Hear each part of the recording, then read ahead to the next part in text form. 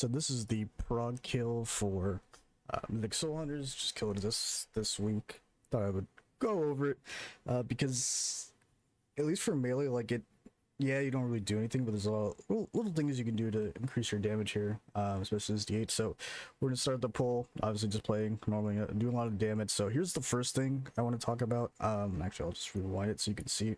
So I did this. I found it pretty helpful. I'd recommend doing it too. If you have Plater, you can just go in and rename all these mobs and also change the color of their nameplates. So you can see I have it like hit this, don't hit this, can hit this. So this is the Havoc DH, this is the Vengeance DH, this is the Devourer DH, the new spec. So you pretty much never want to be hitting this as melee because of course it'll just put everything out of the whack. Like this will get brought down just naturally, just from like other people hitting it and just cleaving, and this is the one you really want to work on most of the time. This is the one that'll be like highest. So I did this just to make it very easy for me to like keep track of them because it's a very hectic fight. I can just always see like the words hit this, as well as, you know, it's bright orange, purple is good, and then gray is bad. So I found that pretty helpful. So the first thing you want to do as a DH, you definitely want to be the ones picking up these souls because it doesn't really do anything. Like I usually take two. I used to take two all the time, but our healing is a little on the weaker side, so I just went down to taking two at the start of every phase and then just one every time. So I have this weak aura and I have another weak aura. I'll link them in the description. There's two of them that I found really useful. I had to make / find for this because the liquid pack just wasn't enough for me.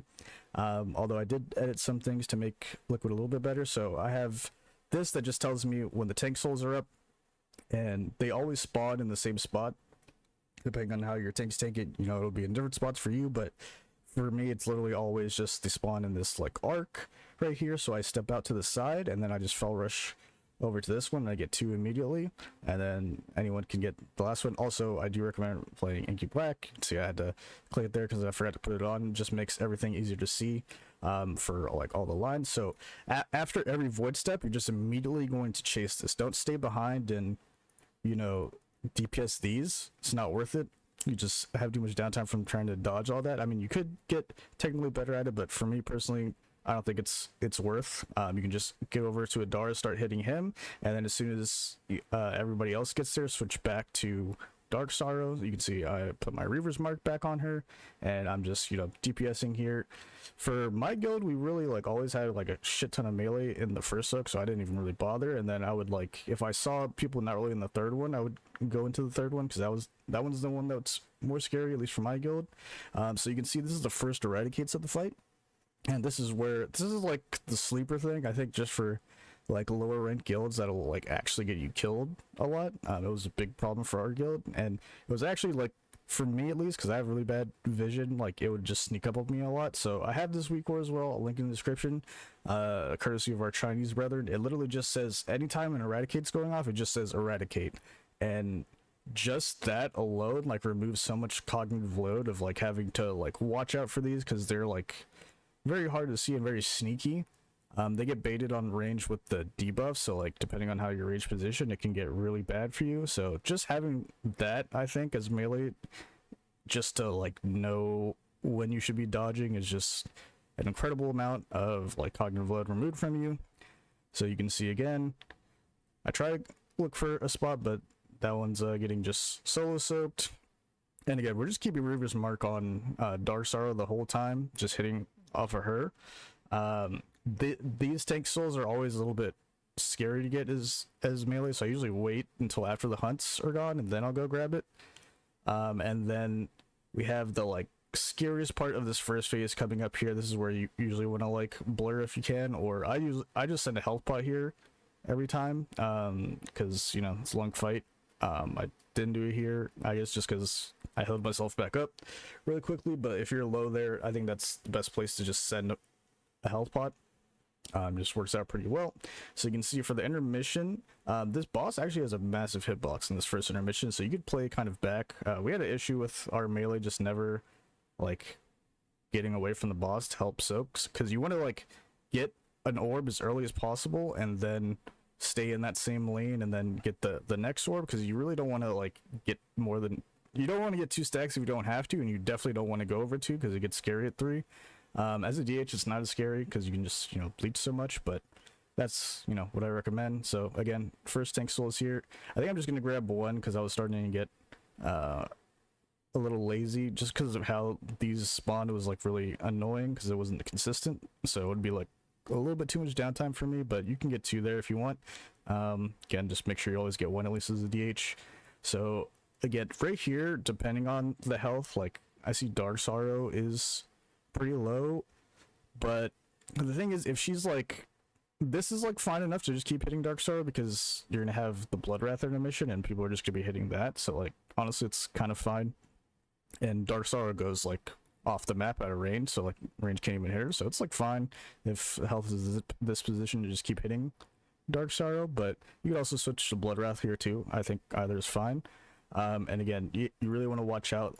That's why I recommend Inky Black potions for like specific eradicates where like it gets like this. There'll sometimes be sneaky ones where like you chase the boss immediately and an eradicate will like spawn like on the boss if the range were slow like this, and like make things very, very scary. So that's definitely the thing you want to watch out the most, because as melee, since you're not doing the mechanic, like that's really the only thing that'll kill you is eradicating blade dance. So you want to just make sure you have kind of a plan and idea of how to dodge and optimize around each one. Again, you'll see me just go out, even though like 2 of them got yoinked from me, I still stayed out and didn't just go back to boss, because it's very important that you get those, again, especially as a DH. Like I pretty much think that's like kind of your role in this fight, is to just make that frailty mechanic as easy as possible for everybody. And again, we're just going to go to the intermission here. So this one, the boss doesn't have the big hitbox it does in the first intermission, so like but it does have a wider hitbox than you would think. So you do not want to just be up on its ass. You just want to kind of stand right at max melee range where I am like right now, and then, you know, if you get a line, stand still. If you don't get a line, try to move as best you can out of the way. Honestly, this phase is much easier than it looks. You really just kind of stand still and hit the boss the entire time. If it looks like you're gonna get double clipped and pop something, you know, if you have like health stone or health pot, I had to use it due to something happening earlier, but this is a good time to use it as well.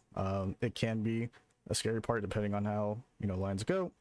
You can see that boss HP coming out of that second phase is like decently even, but you still want to just kind of keep hitting Dark Sorrow, mostly because, so the way that it works is you can either kill Dark Sorrow or Blood Wrath. I'd rather just get Dark Sorrow out of the fight because her intermission is the worst. Unfortunately, we didn't have the damage to skip the final intermission. You're really not going to parse on this fight if you don't skip the final intermission as melee, unfortunately, just because there's so much downtime and you're just not hitting the boss for so much of it. Like right here, I think I'm gonna finish like probably around like mid 8 mils, but because we get the intermission, I dropped to like 7.5, which is still like a purple parse, but you know, it's whatever.